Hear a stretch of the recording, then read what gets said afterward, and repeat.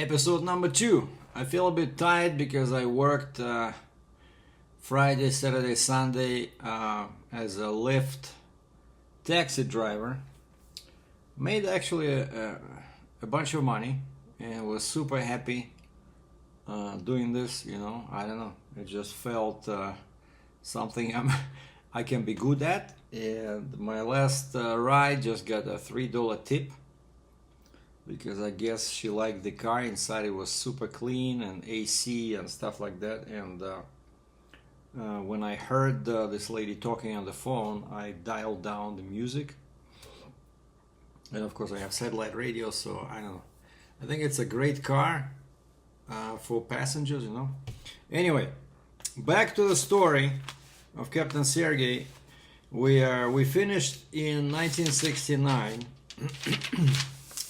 when our family returned to USSR and settled down in Kirovograd, Ukraine, which was part of the USSR back then, right?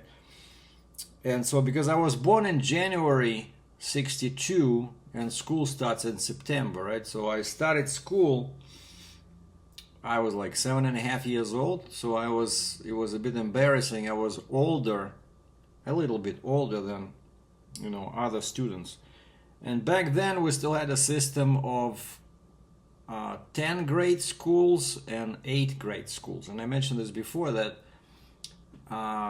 only the 8th grade education was obligatory.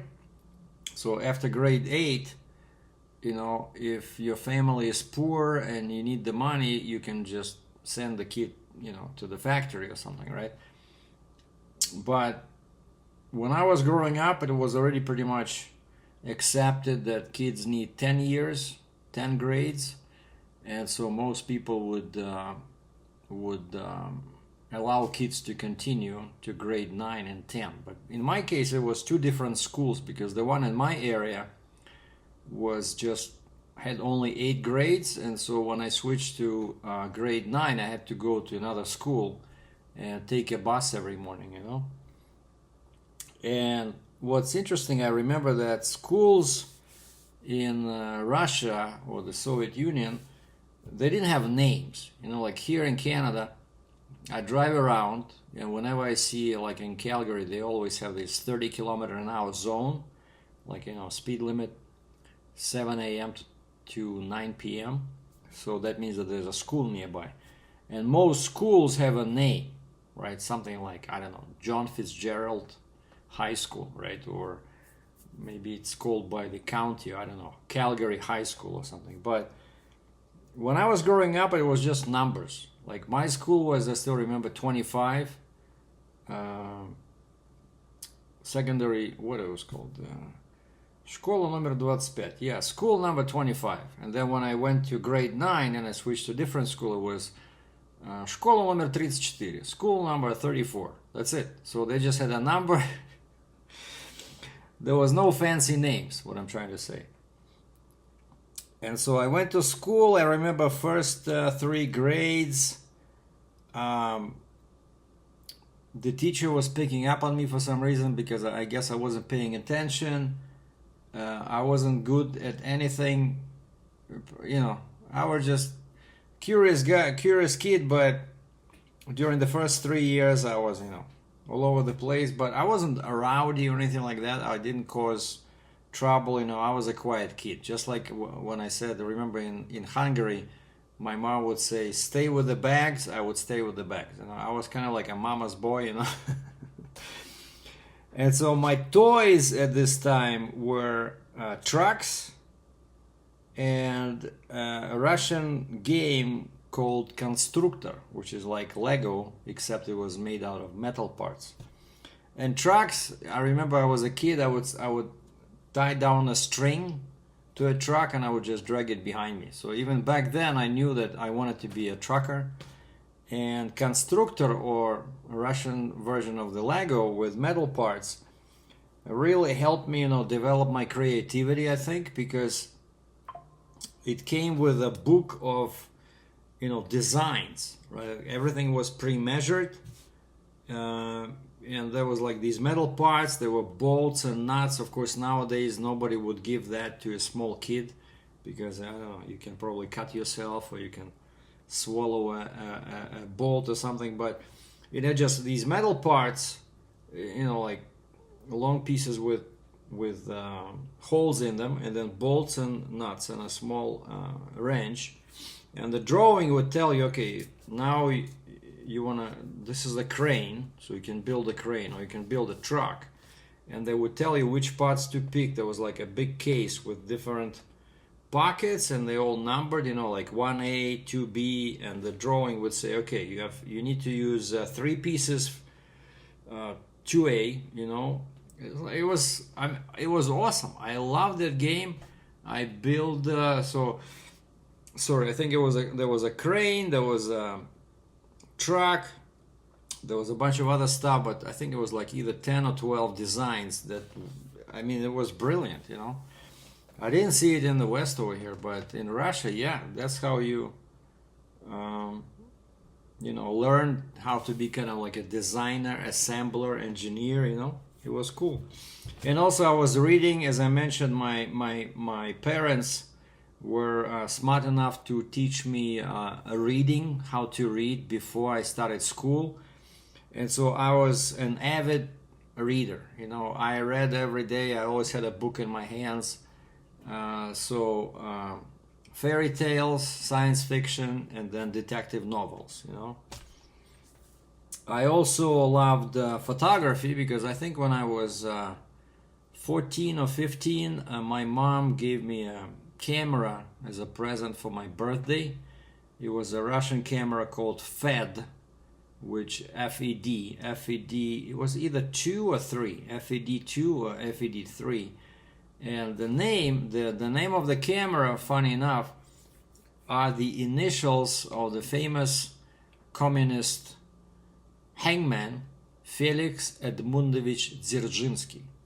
So he worked for secret police, Cheka, and so they called the factory after him, FED, Felix Edmundovich Dzerzhinsky, FED. And so the camera was FED2, FED3, and it was all fully manual. There was no exposure, compensation. There was no exposure meter, and it was a film camera, of course, black and white, and you had to roll. Even after you take a picture, you had to roll everything, like move the frame forward by like a little lever. And you forget to do that, and you press the shutter, then you have 2 shots in one, and everything is ruined. And of course, I had to learn how to develop the film and then make prints.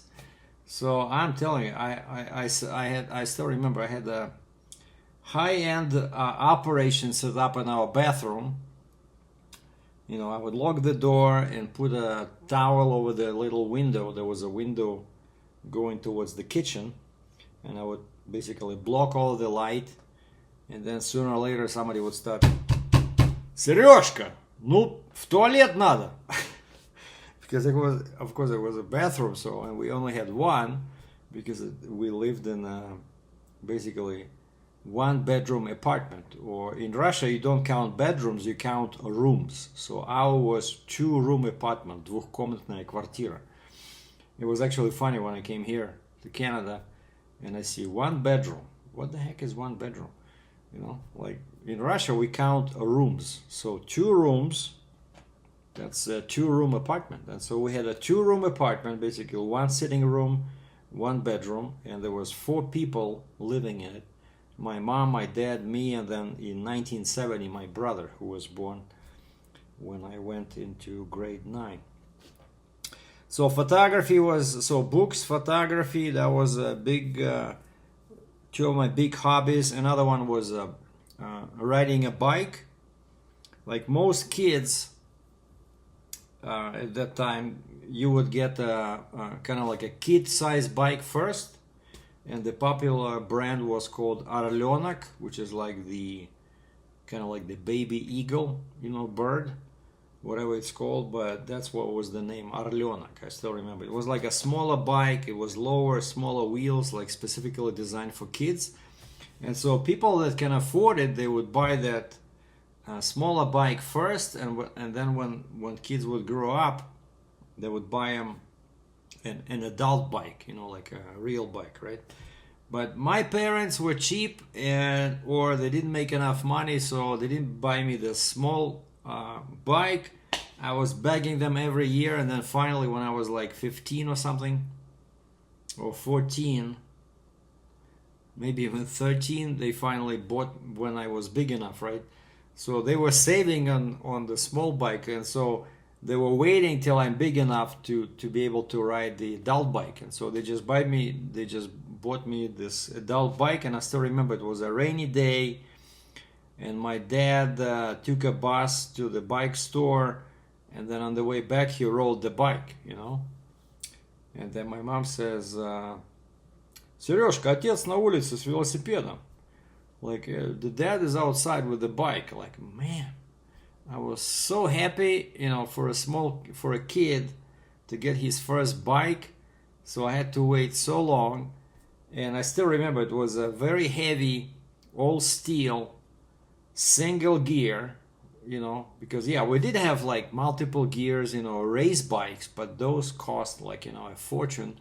And so typically you just buy like this a road bike with, you know, it had fenders, it had a nice big seat, and just one gear, and all the brakes were inside that wheel assembly. You know, basically there was no controls on over here. So when you needed to brake, all you had to do just was push your pedals backwards. Right? There was a special mechanism inside the rear, you know, axle, and when you push back, it starts braking. And somehow it worked. I don't know. And then TVs, I mentioned this before. So television was in its initial, you know, stage. So we only had black and white TV with 3 channels. But then I remember that later, I think when I was in grade 9 or 10, I learned that, yeah, there was cable TV. Some rich people were getting subscription, but, you know, some new buildings, they would have a cable TV, and you just pay a fee, and you know, become part of that little gang right inside. But our building, we didn't have anything, and so everybody would just use the regular, you know, air antenna on the roof. So it was totally 100% analog, and just 3 channels. Not enough, of course, movies. I was always waiting for movies, and that's why, of course, I spent pretty much every weekend at the nearby movie theater. Now, radios. Speaking about entertainment, we had very sophisticated, you know, radio sets. I remember these were made in Latvia, in Riga, Latvia, and this most popular brand was called VEF, V-E-F, VEF. And so these were kind of like this size with a big antenna, like a folding antenna. You can break it down, and they ran on batteries, or you can hook it up to, you know, power outlet. And these were they had a bunch of shortwave stations, you know. So I remember I was able to, sitting in Kirovograd, Ukraine, in the middle of nowhere, late at night, I could listen to Voice of America from Europe, or even BBC. You know, I was just dialing. There was a dial there. Everything is analog, you know. And that was a big help. Like, this radio was a big help when I went to the university and I was studying English. You know, I would just tune in and just listen to English language broadcasts, you know. And I think actually Voice of America was outlawed in Russia. You were not supposed to listen to it. And I think their station was either somewhere in Poland, or, you know, but still, like, this radio, imagine, this radio could capture, because of the shortwave power, you know. I could listen to London, I could listen to Europe. I mean, it was amazing. And at this time, my dad finally bought his first car. I remember it was a complete disaster because he waited like 6 or 7 years in a lineup. Like I said before, you couldn't just buy a car. You couldn't just walk into a dealer, into a dealer lot and just buy a car. You had to wait 5, 6, 7 years in a line. And so he signed up for Volga, like a Russian-made car, Volga M21. And when his turn was almost there, the Russian government decided to discontinue this Volga, and so they sent him a letter saying that, okay, there's no more Volgas, but you can buy a Lada, or Zhiguli in Russian, right? And so they offered him this Lada 2106, Zhiguli 2106, 21013. Yeah, Lada 21013. It was like a 4-cylinder car, 4-gear manual transmission, and it had about 65 horsepower, rear-wheel drive. Just kind of like a boxed, a boxed version of an Italian car. What is it? But you know what I mean. Like, Italians built this car, and then Russians just basically stole the design. And so when my dad got that car, and I remember they went really deep into debt, because I think my dad had the same financial wisdom as me. He was always spending everything. So I think the car was like 6,000 rubles, and they only had 2,000 saved, and so they had to borrow 4,000. So it's pretty much like $1, right? So they had to borrow 60% of the cost of the car from all their friends. And my mom said he was crazy. My dad said, no, I want the car. Oh yeah, Fiat, that's what I was thinking, like Italian Fiat, like back in like 50s and 60s. So Lada was a copy of that.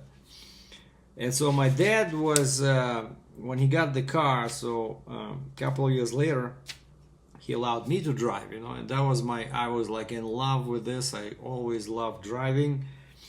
Ever since that day, and we would just go on some back roads somewhere near some farms and stuff like that, and he would allow me to get behind the wheel, and I'm like, holy moly, this 4-speed transmission, of course, clutch, gas, everything.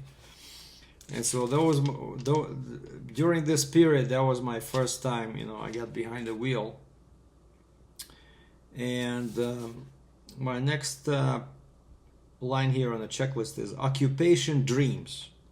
So I don't know why, but I always wanted to work in transportation, something to do with moving, where you're not sitting in one spot. So I either wanted to be a pilot, like my father, who was a military jet fighter pilot, or I wanted to be a railroad engineer, or I wanted to be a truck driver, or maybe a taxi cab driver. Now at school back then, I think I was good at first. Yeah, when I got older, I liked chemistry. I liked math. Like basic math, right? Like not crazy, high-end algebra with all those, equations, but like basic math, I was good at that, and geometry, chemistry. Was not very good at physics, but yeah, math was my one of my favorite subjects, math and chemistry. Why? Because our chemistry teacher was very nice, and I still remember a beautiful lady, and she was talking about, like, she was very fit, and she wasn't like 30 years old. I think she was like more like 45, 50. And she was talking how she and her husband were riding bicycles for fitness, and of course I love riding a bike, even back then, even more than now. And so yeah, my favorite teachers were chemistry teacher, and then we had our, what do you call it, like one of the teachers was in charge of all the kids, like once in a while we would have like a class meeting, and they would invite parents. So this particular teacher, she taught Russian literature, Alina. I remember her first name, Alina, and she was also kind of like a class monitor, right, like the leader, and um, she would lead these meetings with parents, you know. So she was also pretty cool. And my brother was born in 1970, so we have 9 years difference. And so when I was starting my grade 10, my brother was starting grade 1. And I remember when we were about to leave the house, my mom said, "Okay, guys, you know, this is kind of like an interesting moment. Sergei is finishing the school, like last grade, and Alexander is starting grade 1. Let me take a picture." And I remember I was late for my bus, and she took my Fed camera and she took a picture, and actually came out pretty good. But I remember I was looking very, you know, angry, and the brother was making some faces over there. So it was funny. I still remember that picture. It's just, yeah, some guys were asking for photos. Too bad that everything is back with my mother in her apartment, you know. I remember that we had a couple of albums. There was lots of pictures, you know, of me from Hungary, from early childhood, you know. But I cannot go there, and I don't know, it probably would be expensive to send everything here. So yeah, so no photos. And so we lived on the top floor of a 4-story walk-up apartment building owned by the government, right? Like I mentioned before, so there was no private real estate. And we had this Dom Kultury, or House of Culture in English, but it was more like a theater, and they also had a big hall in there where they would hold you know, dances. Like every week there was a dance, right? And nearby, another important institution was, there was a school for civil aviation pilots. It was like a 5-year school, you know, basically. You go there and you learn how to fly a plane. And of course, all these guys, they were wearing uniforms, you know, we knew that they would be making good money. So girls were onto these guys like, you know, bees on honey.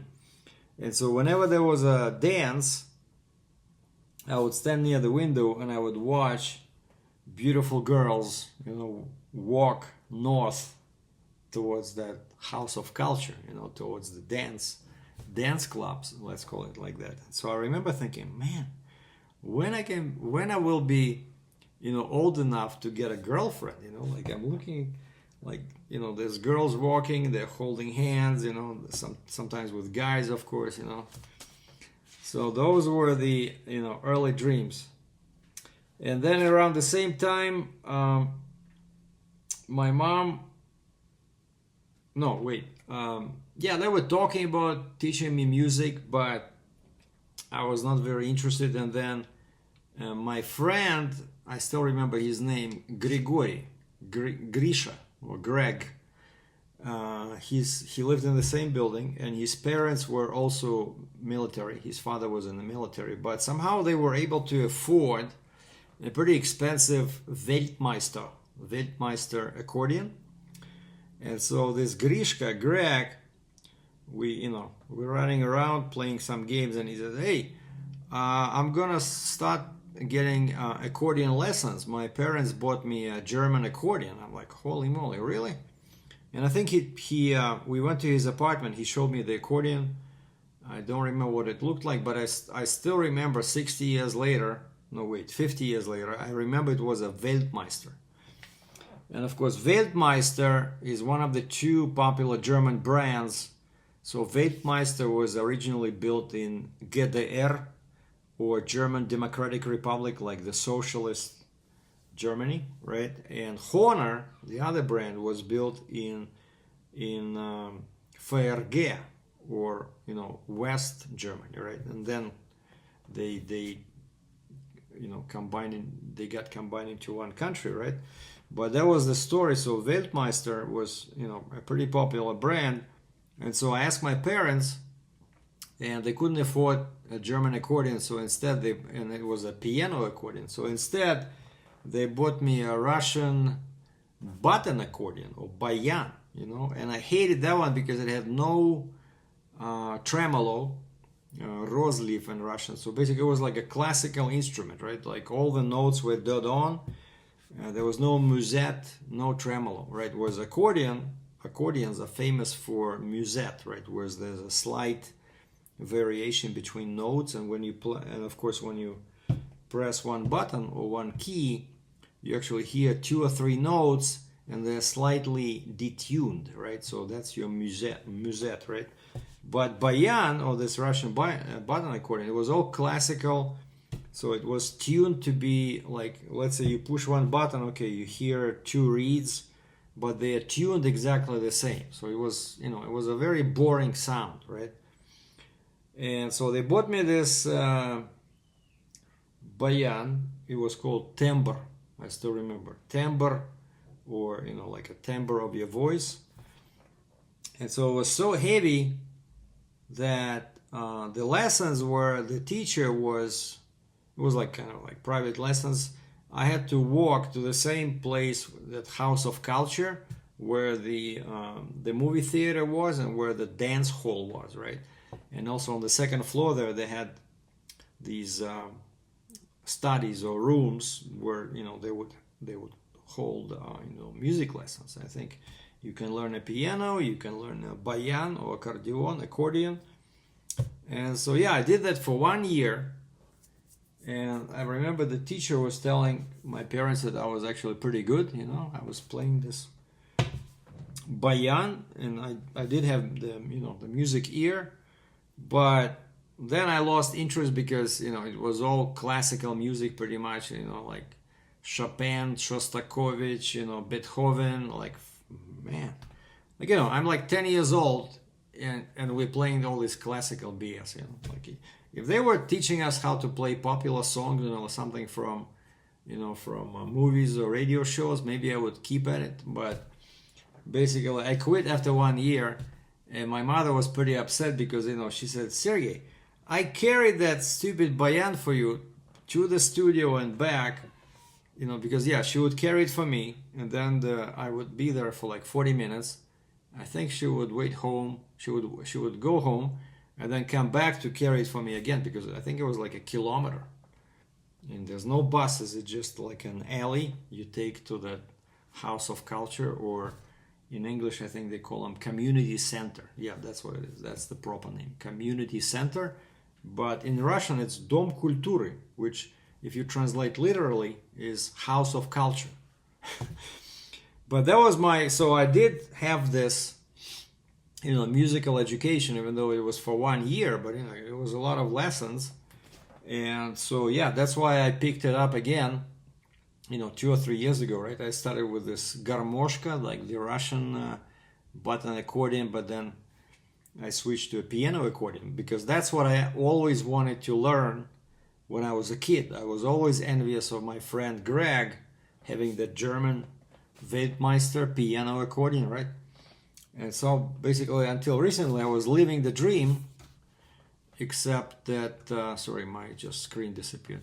I was living the dream, except that, yeah, now I had to sell that Roland because I needed the money. So now I'm gonna buy, I try to get this Horner at a local store with financing, but they want too much down. So now that I have this extra income from taxi work, I think I might get like a used one or something, refurbished one from the same place I dealt with before, Accordions Canada. They refurbish accordions like inside and out, detune them, and you can get them at like 25% of the original price. They're pretty good accordions. But anyway, so music, food. Oh yeah, I wanted to touch on what we usually ate. So my late dad was probably like 20 kilos, 50 pounds overweight. And now I understand why, because we always had like, dinner, Lunch and dinner, they were mostly like 3-course affairs. Normally you would have a salad, and then you would have some soup, and then you would have some, main meal. And even potatoes you eat with bread. There was like always bread on the table. And my dad was very fond of bread, and then the dessert would be some tea.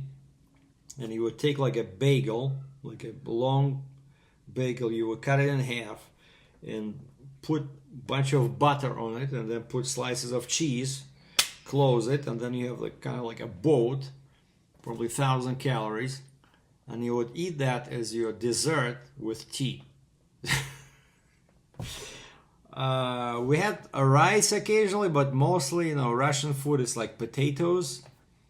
And of course, mom would make chicken or fish occasionally.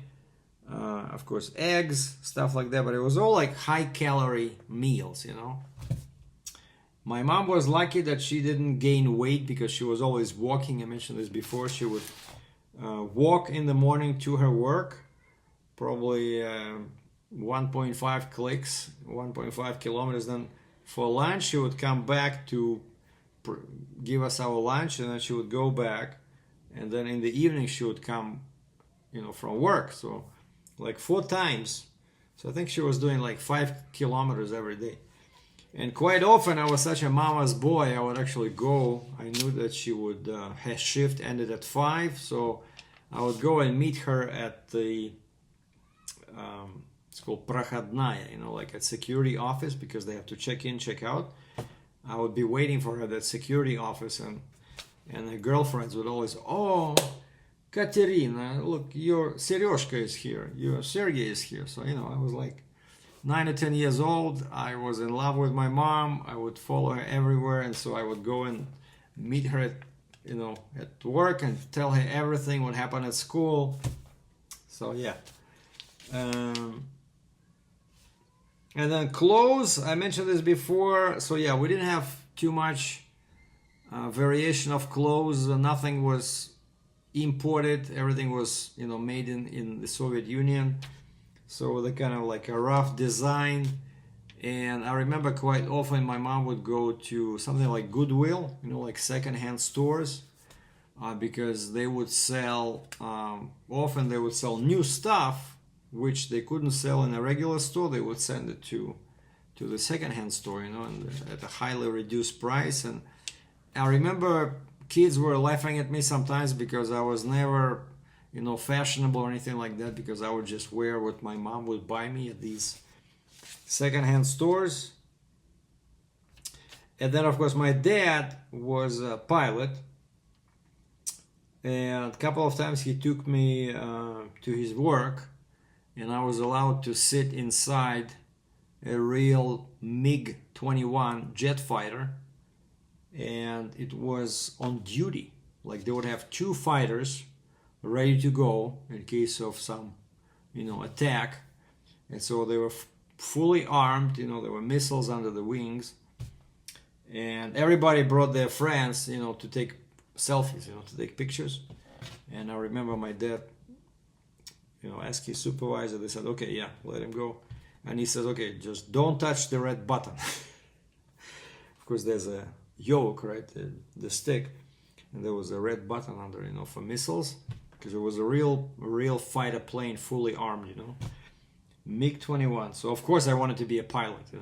I wanted to follow my dad's footsteps. That was like main dream, is to be in the military, to be a fighter pilot. But it never happened, because then I discovered one of my eyes, I think left was, from day one, was 90% vision. Nothing to do with me, something with the genes, right? But back then, if you had 90% vision in one eye, you were not allowed to fly planes or drive trains. You cannot even work on the railroad as an engineer, which was my other dream. But you could be a driver, and that's what I finally became when I came to Canada, right? And during this time also, what happened was that my late dad lost his job. Like he was in love with flying, and it was a huge tragedy for him because we questioned him on this, and he swore that he did not drink. But basically, they had some night flight exercises, and I remember this. I don't know. It's like what is this? 77? No, 75. 25. It's like 50 years ago. I still remember. So they had some night exercises at a different airfield, not at his airfield, but different airfield. And on the night before, there was kind of like a training session, in a classroom where they were telling them, what to do, what not to do, which runways to use, which ones not to use, right? But he met a friend, one of his однокашники, basically a guy he went to the military flying school together with, and so they decided not to go to the training session, but I think they went somewhere, I don't know. But he swore that they did not drink because he knew that they would be flying, right? But he was like, okay, he would drink occasionally, but he was not an alcoholic, right? But then during these night exercises, he mistakenly tried to take off, not from a runway, but from a taxiway, like a much shorter, let's call it, lane or road, right? And there was a cornfield, and basically he thought that there was like a hill in there, and his plane was in the air, so he thought he was off the hook, and then the plane still did not get enough speed, and he just crashed into the cornfield and broke one of the chassis. One of the chassis just folded, and right then, and he said he was so scared that the plane would blow up that he just ran into the corn. And but as soon as that happened, that's it. That was his last time he flew. Right away, they didn't kick him out of the army, but they put him into the, like, he became like a navigator, because with these military planes there was a navigator, but on the ground, right? And so he became a navigator. Imagine like watching your friends fly, take off and land. And so that's when he started drinking, really abusing the juice. And it was easy to do because the last item on my list here for this episode, 37 minutes long, it was easy to do because back then, you would not believe it, but sometimes I tell people this and everybody, what? But our beer, Russian beer, was the same voltage or alcohol content as wine. So it was either 12 or 13%.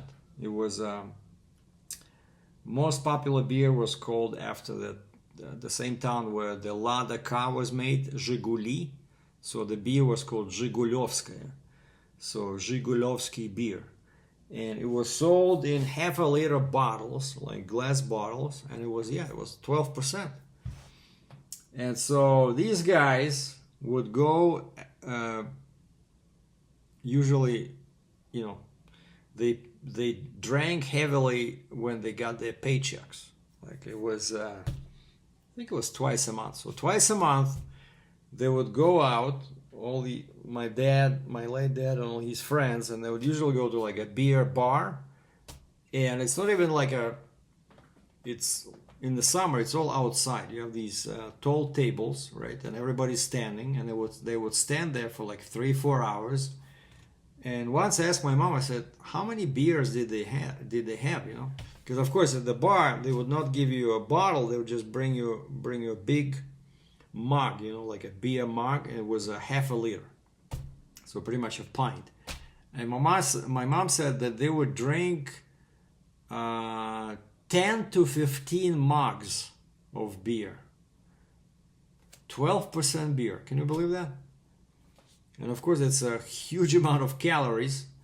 And they would drink that beer, and normally, typical in Russia, you drink beer with some salty smoked fish. For some reason, I don't see this over here in Canada, but smoked fish was really popular in Russia. Like whenever you go to like a meat section or a deli section in a supermarket, there will be smoked fish or like 10-15 brands, and there were different types of smoke they used. It was called cold smoke, холодное копчение, and hot smoke, горячее копчение. I have no idea what that means, but the hot smoked ones, they were softer.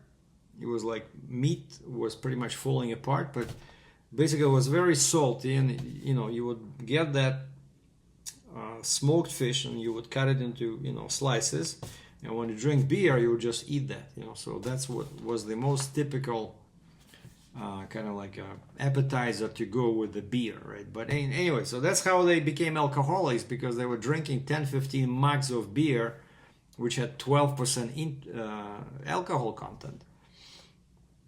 And so yeah, I was at this school, so grade 1 to 8, and I thought I would cover grade 9 and 10, but that's it. I'm already at 40 minutes, so we're gonna finish it here. So this was 1969 to 1977. This is when I graduated from grade 8, and my parents, I don't think they argued too much whether to send me or not to send me to grade 9, but my dad actually, he wanted to kick me out as soon as possible because it was a small apartment, but my mom always wanted me to be an engineer, and she saw me in a suit with a white shirt and a tie, you know, like an engineer. Yeah, because she never became an engineer, right? She was only a technician, like one step below engineer in Russia. And so she wanted her son to be an engineer, and of course to go to the university you have to finish 10 grades. You cannot just go to university after grade 8. And so I finished this grade 8 at the local school, and from that moment on, now I had to take a bus every morning to go down to downtown Kirovograd to this school number 34. And that was totally different. The culture, the atmosphere over there was totally different from the school number 25. So we'll talk about that in episode number 3. So thank you for watching. I really appreciate it. Ciao.